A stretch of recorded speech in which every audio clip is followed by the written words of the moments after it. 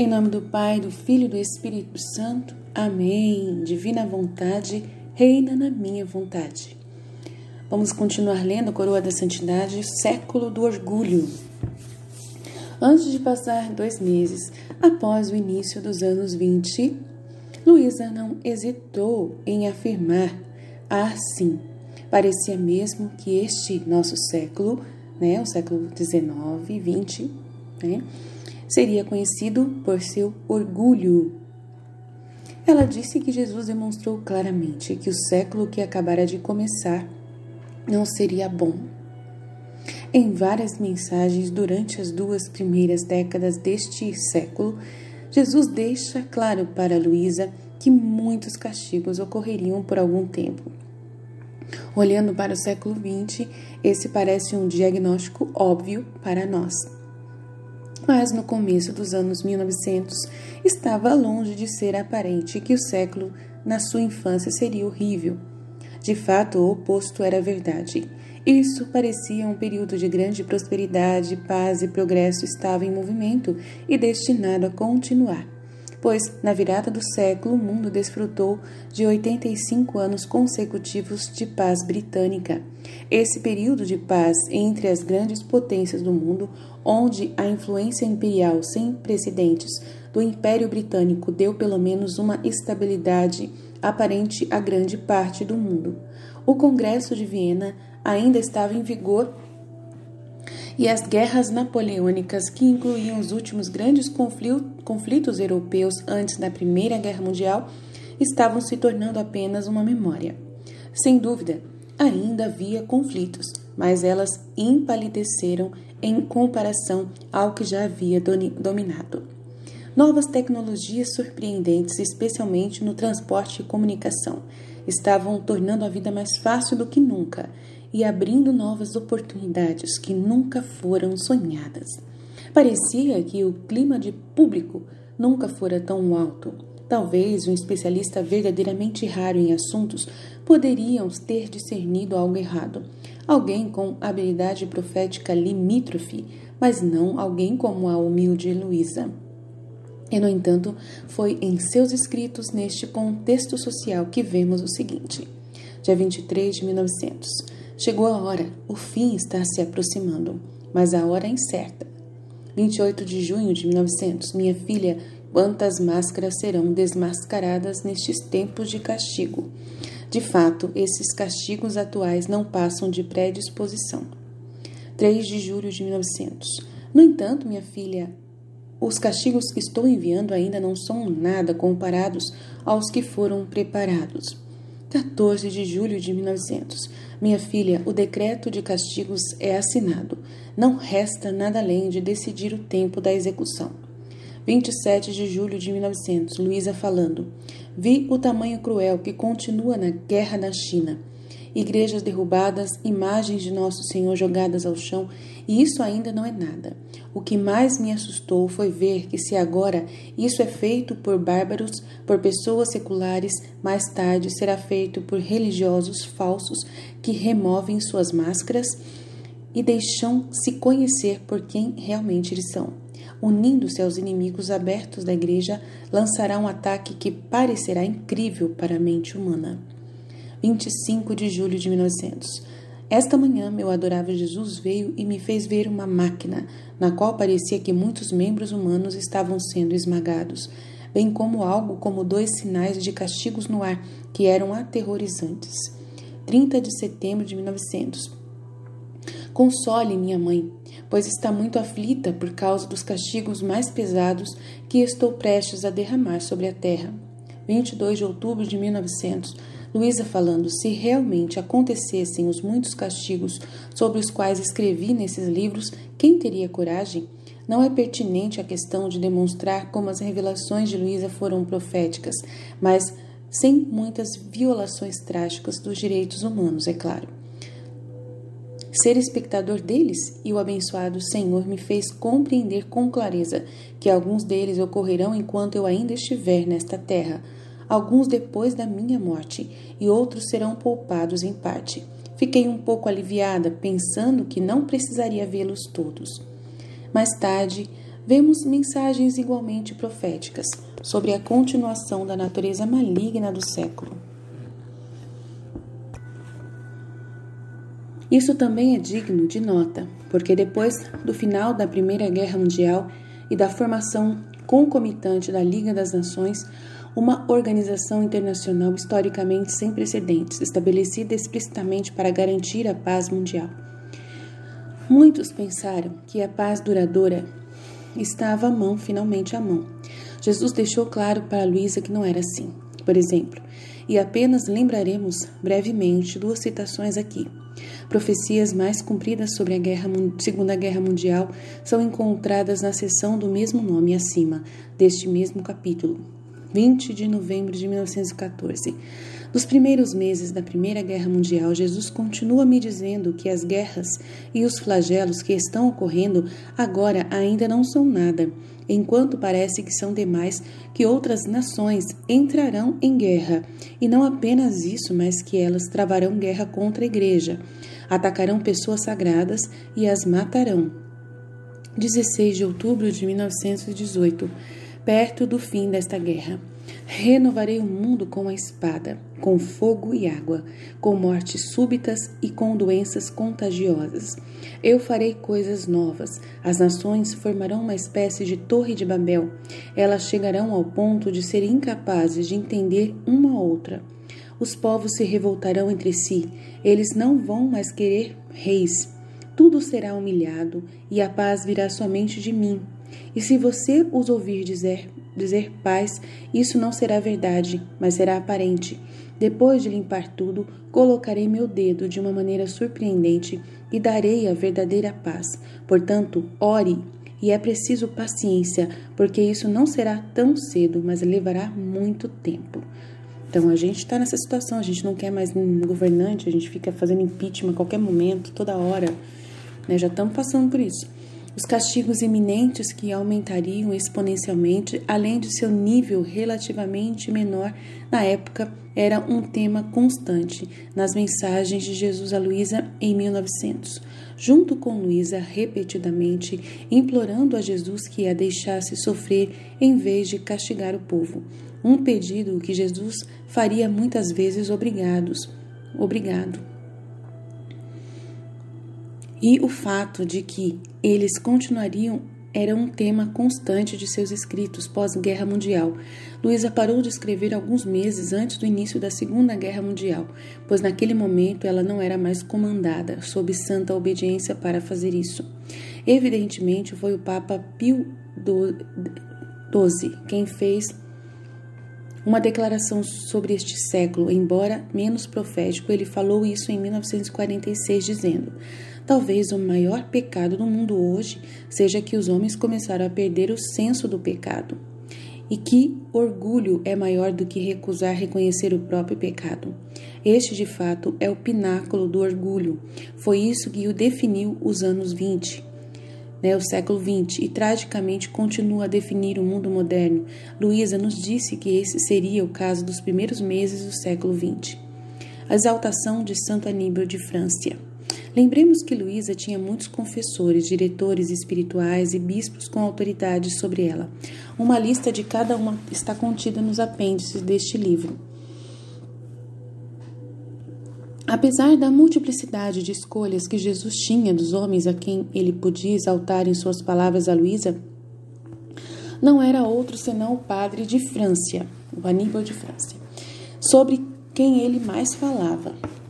Eis que 76 anos depois, o padre de Francia foi elevado à honra dos altares e fez-se um santo canonizado. Portanto, embora já tenhamos abordado quão grande é um endosso que um santo canonizado seja um defensor tão zeloso e promotor de uma revelação particular, o outro lado também é verdadeiro, pois uma revelação privada exalta tanto alguém que acaba sendo canonizado, também é profético por si só e serve como sua própria demonstração de validade. Jesus disse a Luísa: e você acha que a memória do padre de França, seus muitos sacrifícios e desejos de dar a conhecer a minha vontade, a ponto de iniciar a publicação, se extinguirá nesta grande obra do meu divino Fiat? apenas porque eu o trouxe comigo ao céu? Não, não. Pelo contrário, ele trará o primeiro lugar, porque vindo de muito longe, procurou a coisa mais preciosa que pode existir no céu e na terra. Do ato que mais me glorifica, ou melhor, me dará glória completa por parte das criaturas, e elas receberão bens completos. Ele preparou o terreno para que a minha divina vontade fosse conhecida, tanto que ele não poupou nada, nem despesas, nem sacrifícios, e mesmo que a publicação não tenha sido concluída, apenas iniciando-a, ele preparou os caminhos para que um dia o trabalho de minha vontade no meio das criaturas possa ser conhecido e ter vida. Quem poderá destruir o fato de o padre de Francia ter sido o primeiro iniciador em tornar conhecido o reino da minha vontade? E somente porque sua vida foi extinta, a publicação não teve sua conclusão. Assim, quando essa grande obra se tornar conhecida, seu nome e sua memória ficarão cheios de glória e esplendor, e ele terá seu primeiro ato em uma obra tão grande, tanto no céu quanto na terra. E como é verdade que Santo Aníbal teve o primeiro lugar, como disse Luísa, em 1928, entre os que promovem essas revelações sobre a vontade divina, sua causa de canonização começou em 1945 e foi formalizada oficialmente em 1979, com o Papa São João Paulo II declarando suas virtudes heróicas em 1989. Conforme prometido por Jesus, Padre Aníbal recebeu o primeiro lugar. Nenhum promotor de Luísa foi honrado tão claramente pela Igreja antes desse ponto. Mas Luísa chega ao ponto de chamar o padre de Francia um santo. Luísa disse: eu estava me sentindo muito aflita, não apenas por causa das privações do meu doce Jesus, mas também por ter recebido as notícias inesperadas da morte do reverendo padre de Francia. Ele era o único que me restava e quem eu podia abrir a minha pobre alma. Quão bem ele poderia me entender. Era um santo que eu me confiaria que tinha compreendido muito todo o valor do que Jesus havia me dito sobre a vontade divina. Ele tinha tanto interesse nisso que com insistência levou todos os escritos consigo mesmo para publicá-los. Então pensei, depois que Jesus permitiu que ele levasse os escritos consigo mesmo para o meu grande sacrifício, porque eu não o queria, apenas porque ele era um santo, eu tive que me render. E agora Jesus o levou ao céu. Luísa escreveu essas palavras no próprio dia do padre, da morte do padre de Francia. Embora eram muitos pontos nos volumes de Luísa, especialmente em suas cartas, muitas pessoas eram mencionadas. Não conheço nenhuma outra pessoa não canonizada que seja mencionada nesses escritos como um santo. E aqui talvez a única vez que ela se refere foi de fato uma referência de alguém que acabou sendo canonizado 77 anos depois. Na mesma linha, Luísa também teve sua própria visão da santidade do Padre Pio, embora não possamos chegar ao ponto de dizer que isso é profético ou, no entanto, significativo. Como foi estabelecido na sessão sobre a vida de Luísa, sabemos que o próprio padre, São Padre Pio, falou muito bem dela. Mas mesmo se alguém insistir em duvidar irracionalmente disso, não se pode duvidar que Luísa tenha pensado muito em Padre Pio. Isso fala porque ambos viveram durante o mesmo tempo e, diferentemente de nós que temos o benefício da retrospectiva de sua canonização, Luísa podia dizer por si mesma que ele era um homem santo, a quem se deveria procurar conselhos, embora fosse visto por eles muitos como controversos e até foram censurados pela Igreja por algum tempo, o que fez muito questionarem a autenticidade de sua santidade.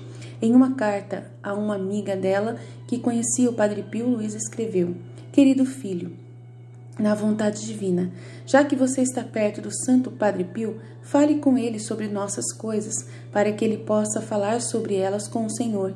E se o Senhor quiser, deixe que ele lhe diga alguma coisa. Confie-me em suas orações, pois preciso muito delas. Beije as mãos dele por mim. A lei do divórcio.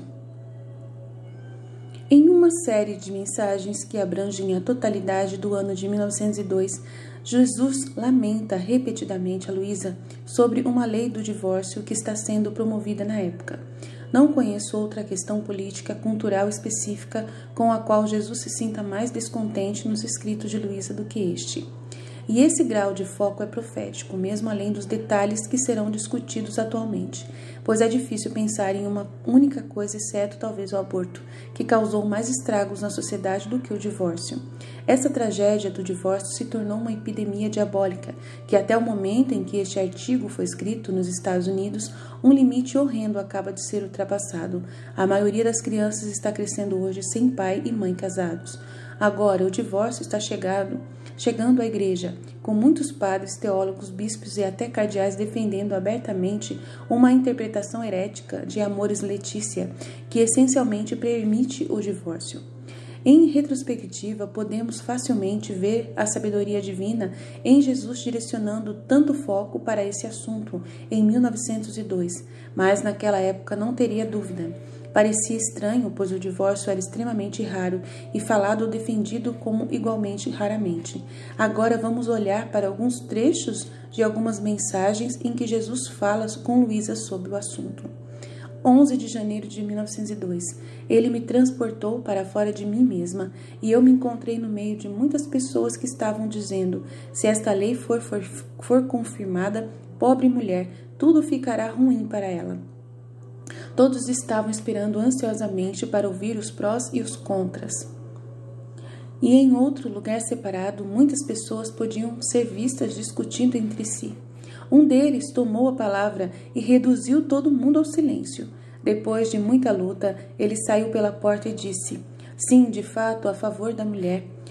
Ao ouvir isso, todos os que estavam de lado de fora fizeram um banquete, e os que estavam do lado de dentro ficaram todos confusos, tanto que não tiveram coragem de sair.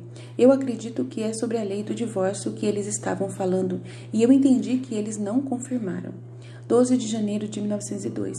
Minha filha, veja agora onde chegou a cegueira dos homens, a ponto de querer fazer leis iníquas, e vão contra si mesmas e contra seu próprio bem-estar social. Minha filha, é por isso que estou chamando você a sofrer novamente, para que, ao se oferecer comigo a justiça divina, aqueles que devem combater essa lei do divórcio possam obter graça leve e eficaz para serem vitoriosos. Minha filha, eu tolero que eles façam guerras e revoluções, o que o sangue dos novos mártires inunde o mundo. Isso é uma honra para mim e para a minha igreja, mas esta lei brutal é uma afronta à minha igreja e é abominável e intolerável para mim. Agora, enquanto ele estava dizendo isso, vi um homem que estava lutando contra essa lei, cansado e exausto em suas forças, no ato de querer se retirar da empresa. Assim, juntamente com o Senhor, o encorajamos, e ele respondeu: vejo-me lutando quase sozinho e incapaz de obter a intenção.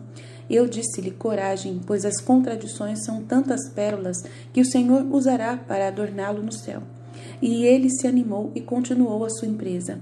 Depois disso, vi outra pessoa toda cansada e preocupada, sem saber o que decidir, e alguém lhe dizendo: você sabe o que deve fazer? Desista, saia de Roma.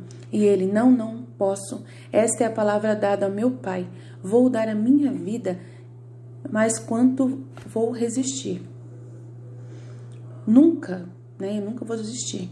3 de fevereiro de 1902. Eu, vendo os males da sociedade mais furiosos, disse-lhe: meu doce bem, diga-me o que acontecerá com esse divórcio sobre o qual eles falam. Eles virão para fazer essa lei ou não? Ofereço-lhe minha vida para sofrer qualquer dor, a fim de conseguir que eles não cheguem a isso. E para que minha oferta não seja rejeitada de qualquer forma, eu a uno ao seu sacrifício, a fim de obter a ação da graça com certeza. Enquanto eu dizia isso, parecia que o Senhor estava usando a minha oferta para apresentá-la à justiça divina. Parece que a qualquer custo os homens desejam confirmar pelo menos alguns artigos desta lei.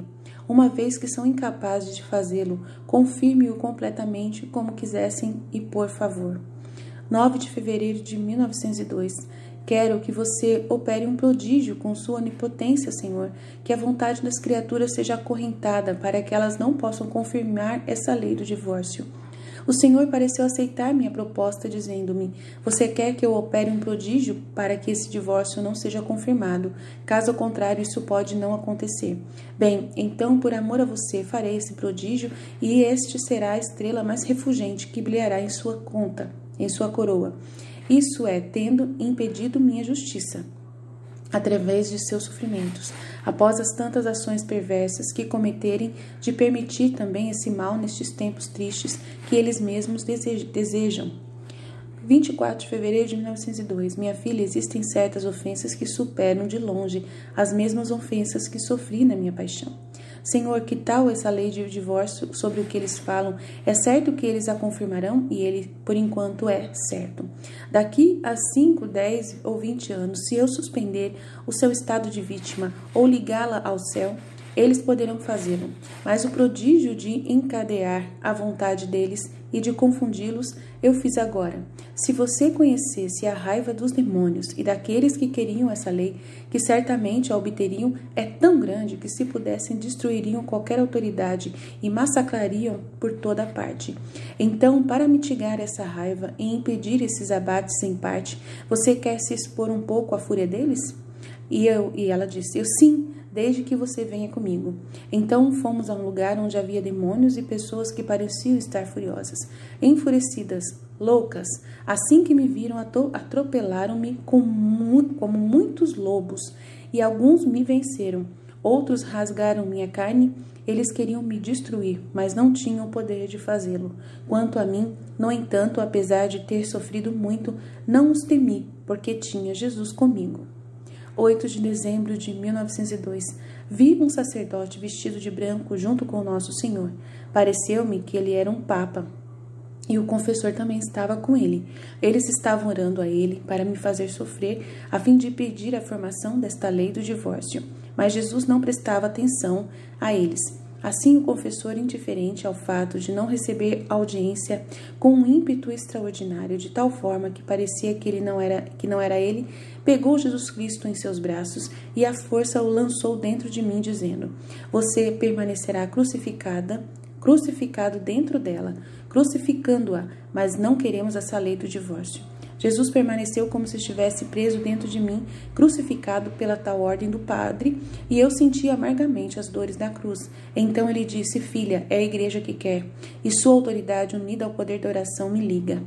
Nossa, que poder! Uau! Uau! A partir de 18 de dezembro de 1902, minha filha, volte a sofrer comigo para vencer a obstinação daqueles que querem o divórcio. Vamos tentar mais uma vez. Você sempre estará pronta a sofrer o que eu quero, não é? Você me dá seu consentimento? E ela: sim, Senhor, faça o que quiser. Assim que eu disse que sim, o abençoado Jesus se colocou dentro de mim como crucificado, e como minha natureza era menor do que a dele, ele me esticou, tanto que me fez alcançar sua própria pessoa. Então ele derramou muito pouco, sim, mas tão amargo e cheio de sofrimentos, que não apenas senti os espinhos nos locais da crucificação, mas senti todo o meu corpo transfixado por esses pregos, de tal maneira que eu me senti sendo esmagada. Ele me deixou nessa posição por um tempo, e eu me vi no meio de demônios, que ao me verem sofrer assim, disseram: no final, esta maldita vai ganhar novamente, para que não façamos a lei do divórcio. Amaldiçoe sua existência. Você tenta nos prejudicar e dispersar nossos negócios, arruinando nossos muitos labores, tornando-os vãos, mas faremos com que você pague por isso. Moveremos bispos, sacerdotes e pessoas contra você, para que da próxima vez façamos com que você abandone esse capricho de aceitar sofrimentos. Nossa, que loucura! Nesta profunda série de mensagens surgem alguns pontos chaves. Primeiro, que havia um grupo de pessoas tentando aprovar uma lei que permitia o divórcio. Segundo, que Luísa intercedeu com Jesus, aceitando tremendos sofrimentos para impedir o seu sucesso enquanto ela estava viva. Terceiro, que esse sucesso, ou como Luísa foi dito, poderia ser apenas temporário, ou seja, enquanto ela estava viva, em estado de vítima. E depois iria perder quando chamasse ela para o céu. Agora, isso é exatamente o que aconteceu. No ano de 1902 foi realizada a Convenção do Divórcio em Haia, Oficialmente foi a Convenção sobre o Reconhecimento de Divórcios e Separações Legais. Observe que Haia é a sede do governo da Holanda e há muito tempo reconhecida como local de fato das deliberações internacionais. As convenções de direito internacional começaram lá em 1893 e desde então muitas outras foram realizadas. Se essa convenção tivesse êxito em sua intenção original de legalizar o divórcio, teria aprovado sua imensa importância histórica. Graças à intercessão de Luísa, porém, agora não passa de uma pequena nota de rodapé nos livros de história. Embora a natureza profética das palavras de Jesus para Luísa seja bastante clara de uma visão ampla da história, a presciência se torna especialmente óbvia ao examinar a mensagem de 24 de fevereiro de 1902, em que Jesus assegurou a Luísa que era certo que, por enquanto, a lei do divórcio não iria passar. Mas os artigos acordados da convenção, nas quais ficou claro que realmente o divórcio não estava sendo legalizado, não foram assinados até 12 de junho de 1902. Quase 4 meses depois, não havia como alguém saber antes desse ponto qual seria o resultado. Mas os demônios cumpriram seu discurso de blasfêmia em itálico na última citação acima. A plena legalização do aborto e sua entrada concomitante no mainstream, apesar de adiada por décadas, já se concretizaram. É improvável que uma guerra nuclear tenha causado estragos na sociedade maior do que o divórcio conseguiu causar. Particularmente digna de nota é a insistência de Jesus em Luísa, de que essa é uma afronta diabólica à sua igreja, a Igreja Católica, que desde o início da Reforma Protestante sempre se destacou como baluarte contra o divórcio. E a Western Society seguiu em grande parte o processo, tornando-o extremamente difícil, se não completamente proibido. A revista Smithsonian, não sei o nome, fornece algumas ideias valiosas sobre a evolução do divórcio. Vários estudos mostraram que as mulheres suportam o peso dos encargos sociais e econômicos decorrentes do divórcio. O caminho mais rápido para a pobreza é se tornar mãe solteira. Isso é horrível, suficiente, mas o que considero tão irritante é o que o direito do divórcio era para ser uma pedra angular da liberdade para as mulheres. No caso, o divórcio é o mais célebre da história, continua sendo o de Henrique VIII contra o Papa Clemente VII. A batalha começou em 1527, quando Henrique tentou forçar o Papa a anular seu casamento com Catarina de Aragão, que falhou em fornecer a ele um herdeiro masculino. Determinado a tornar a mais jovem e mais bonita Anne Bolena sua esposa, Henrique finalmente rompeu com Roma em 1533 e declarou-se chefe de sua nova igreja, a Igreja da Inglaterra. O casamento de Henrique com Anne levou a precisamente um divórcio em 1552. O termo não foi usado novamente até 1670, quando uma lei de divórcio foi finalmente promulgada em 1857 e se as comportas foram abertas, o número de divórcios na história da Inglaterra eram meros 327. Apenas 4 dos 324 casos foram trazidos por mulheres. Como podemos ver aqui, apesar da importância do divórcio na formação do protestantismo, já pensou, o protestantismo nasceu do divórcio? Uau, que horror! Ele ainda era um fenômeno da Europa antes dos anos 1900. Legalizá-lo e promulgá-lo estavam entre as principais prioridades do diabo, e essa recém-formada Conferência de Haia sobre Direitos Internacionais foi sua oportunidade perfeita. Não apenas ele falhou em suas intenções naquele momento, mas continuou a falhar por décadas, como foi somente na década de 1970, depois que Luísa já foi levada para o céu, ou seja, não é mais uma alma vítima, que o divórcio tornou-se comumente legalizado e praticado em todo o mundo ocidental. Olha pra você ver. Cadê as vítimas? Cadê as vítimas? Se tivesse mais vítima, né? Terremotos.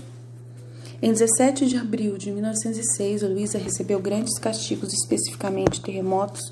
Não ela que recebeu, né? Ela recebeu a profecia de grandes castigos, especificamente terremotos, em 3 grandes cidades diferentes. Nós lemos: hoje de manhã tive um mau momento. Eu estava fora de mim e não conseguia ver nada além de fogo. Parecia que a terra se abriria e ameaçaria engolir cidades, montanhas e homens. Parecia que o Senhor desejaria destruir a terra, mas de uma maneira especial 3 lugares diferentes, distantes um do outro, e alguns deles também na Itália. Pareciam ser 3 bocas de vulcões.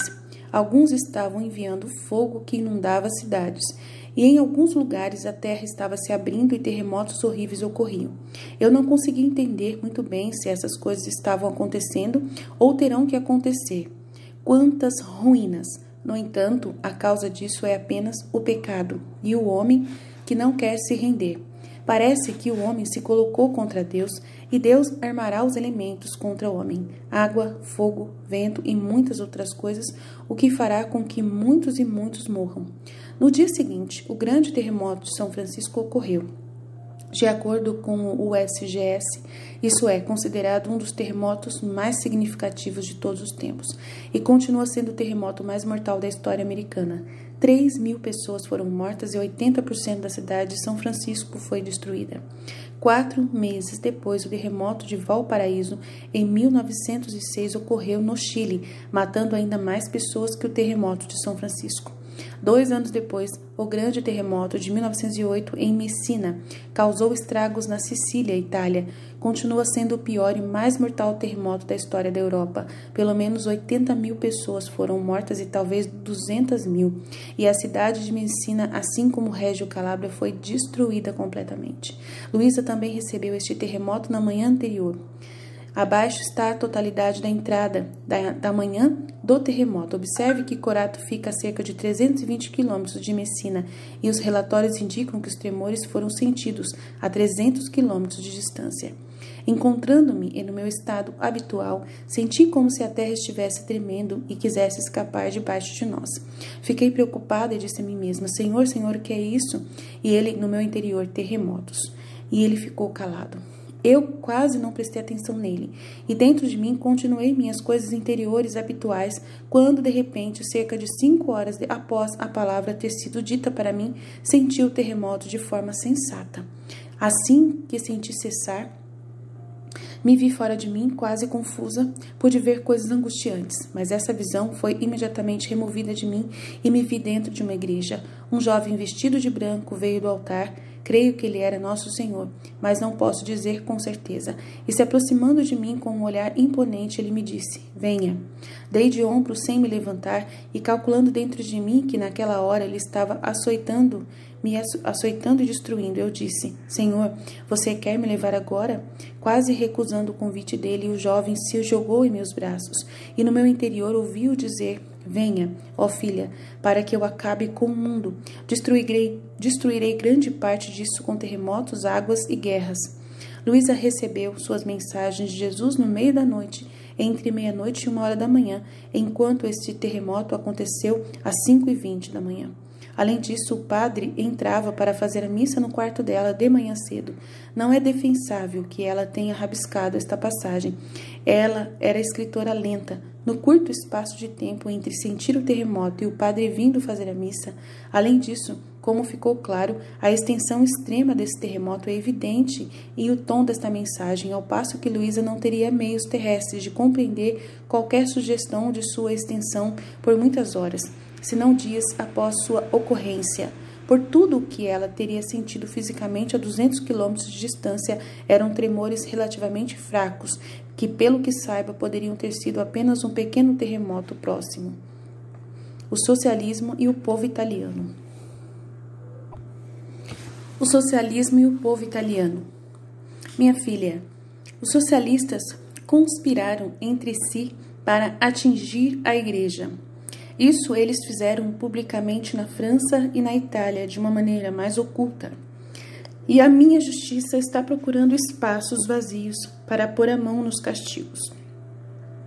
Embora hoje os observadores astutos estejam bem cientes dos maus motivos que estão por trás do socialismo e de sua história sombria, esse grau de entendimento era raro em 1903, quando Jesus falou essas palavras a Luísa. Naquele momento, O Partido Socialista Italiano tinha apenas 11 anos e seria profético por si só reconhecer que naquele momento, em sua infância relativa, seu plano era atingir a Igreja. Além disso, logo ficará claro que, infelizmente, esse enredo nefasto, em particular dos socialistas, sobre o qual Jesus informou Luísa nesta mensagem, foi de fato vitorioso, mas, como em muitas tragédias, começou há muito tempo com nobres intenções. Formado pela serva de Deus Luigi Sturzo, o italiano Povus, foi inspirado nos ensinamentos da famosa encíclica do Papa Leão XIII, Rerum Novarum, e procurou colocá-lo em ação política concreta. Infelizmente, embora tenha uma intenção nobre, o Partido Popular Italiano apenas abriu caminho para que muitos se voltassem para apoiar o fascismo socialista de Mussolini e assim contribuir para a perseguição da Igreja. De fato, se o partido não existisse, o elemento contra o qual alguém iria querer lutar, estaria faltando. Mas quantos dessa festa, desse partido, que aparentemente são católicos, são verdadeiros lobos cobertos com um manto de cordeiros e darão muitas dores à Igreja? Muitos acreditaram que com este partido a religião seria defendida, mas será o contrário, e os inimigos os usarão para ferir mais contra ela. Jesus quem disse a Luísa. Agora é mais do que seguro dizer que Padre Luigi Sturzo, que lembramos agora é um servo de Deus que foi o líder do partido por algum tempo, definitivamente não está entre os que Jesus se refere como lobos em pele de cordeiro. De fato, o absurdo externo de tal afirmação apenas prova o valor profético da mesma, pois nenhum comentarista católico razoável na época teria falado da maneira que Jesus aqui faz sobre esse partido. E, no entanto, o desenvolvimento da história provou que as palavras de Jesus estavam corretas. O fim do partido, essencialmente, era uma ação direta do Vaticano, ocorreu apenas 2 anos depois que Jesus disse essas palavras a Luísa. Na sua entrada em Padre Luigi, a Nova Enciclopédia Católica compartilha alguns detalhes sobre o Partido Popular Italiano. Em 1919, o Padre Sturzo estava no centro das atenções nacionais como um espírito comovente por trás do Partido Popular, precursor do Partido Democrata Cristão. Este foi seu golpe de mestre na política, pois deu à Itália um partido de massas democrático de orientação católica. Além disso, ao recusar fazer da religião um fator divisor na política, o Partido Popular abriu o caminho para um desenvolvimento normal da vida política entre os extremos do clericalismo e do anticlericalismo. Infelizmente, o fascismo provou ser forte demais por razões que Sturzo trata na Itália e do fascismo em Nova York em 1927. Os historiadores, aguardando evidências de arquivo, atribuem a renúncia de Sturzo ao partido e sua liderança em 1923 por pressão do Vaticano. Em 1926, quando o partido foi dissolvido por decreto real, Sturzo vivia no exílio há 2 anos. Seu prodigioso esforço para libertar forças democráticas entre os católicos da Itália parecia ter dado em nada, mas ele havia preparado as bases para a eventual democracia cristã, para o eventual triunfo da democracia cristã. Também, 2 anos depois, em uma passagem de conteúdos semelhantes no Diário de Luísa, lemos: Esta manhã, meu sempre adorável Jesus transportou-me para fora de mim mesma, para um lugar em que se podia ver bandeiras sendo agitadas e desfiles em todas as classes de pessoas estavam participando, incluindo padres. E Jesus, como que se ofendido por tudo isso, quis agarrar as criaturas em sua mão para esmagá-las. E eu, segurando a mão dele na minha, apertava-o, dizendo: Meu Jesus, o que você está dizendo? Afinal, eles não parecem estar fazendo coisas más, mas sim coisas boas. Parece que a igreja está se unindo aos seus inimigos de antes, e isso não mostra mais essa aversão a lidar com pessoas da igreja. Pelo contrário, eles os chamam para abençoar as bandeiras. O PT fez isso aqui no Brasil e hoje joga na cara que eles erraram, que usaram a igreja. E isso não é um bom sinal, ela falando, coitadinha. E você, ao invés de ficar satisfeito com isso, parece estar ofendido. E Jesus, suspirando e muito aflito, me disse: Minha filha, como você se engana? Este é o ponto mais sombrio da sociedade atual, e sua união significa que todos eles têm uma cor. Os inimigos não têm mais medo e horror de se aproximarem das pessoas da igreja. Nossa, é terrível isso, hein? Porque, como a verdadeira fonte da virtude e religião não está neles, pelo contrário, alguns deles celebram um sacrifício divino sem acreditar em minha existência, para outros, se eles acreditarem, uma fé sem obras. Nossa, a vida deles é uma cadeia de enormes sacrilégios, então que bem podem fazer se não a tiverem? Nossa, é muito sério isso, muito sério mesmo. Se não tiverem dentro de si, como eles podem chamar os outros à conduta de um verdadeiro cristão, divulgando o que é o grande pecado do mal, se a vida da graça está faltando nesses? Com todos os sindicatos que eles formam, não há mais homens que cumpram o preceito. Portanto, não é a união do triunfo da religião, é o triunfo do seu partido. E mascarando-se com isso, eles tentam cobrir o mal que estão tramando. É a verdadeira revolução que está oculta sob essas máscaras. E eu permaneço sempre o Deus ofendido, tanto pelo mal que finge um tom de piedade, a fim de fortalecer seu partido e, portanto, fazer um mal mais grave, e por pessoas da igreja que, tendo uma falsa piedade, não são mais bons para atrair os povos a me seguir. Pelo contrário, são os povos que os levam embora. Pode haver um tempo mais triste do que isso? A pretensão é o pecado mais feio e o que mais fere meu coração. Portanto, ore e conserte. Então, olha que situação, gente. Repare, né? Ore e repare. Ai, Senhor. Que difícil a gente ver essa situação. No Brasil também acontece muito isso, Jesus. O PT usou a igreja, mas pisou na igreja, meu Deus, só para poder se favorecer o seu partido, só por Deus. Aqui no Brasil, os bispos caíram na conversinha do PT facinho. Até o momento em que este artigo foi escrito, o Partido Popular Italiano passou por muitas transformações e sucessões, mas hoje, como finalmente se transformou no Partido Democrata da Itália, não passa de outra força para a destruição socialista da sociedade. Assim, as palavras de Jesus a Luísa são novamente comprovadas profeticamente. Antes de deixar de lado essa sessão de profecias cumpridas, desejo lembrar aos leitores o que foi dito nas notas introdutórias deste livro. Sou apenas um seguidor humilde de Luísa e de algum modo me considero um especialista. O que apresentei aqui é pouco mais do que aquelas profecias cumpridas, que por acaso lembro da minha própria leitura de seus escritos. Estou certo de que existem muitas mais em seus volumes e encorajo você a descobri-los por si mesmos.